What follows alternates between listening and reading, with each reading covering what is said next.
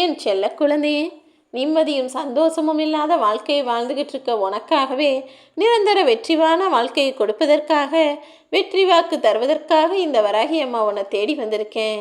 எது நினச்சாலும் நான் நினச்சதற்கு மாறாகவே நடக்குது. நான் எது செய்ய போனாலும் அது தடையும் தடங்கல்களாகவுமே முடிஞ்சு போகுது. நினச்சது எதுவுமே நடக்கவும் இல்லை.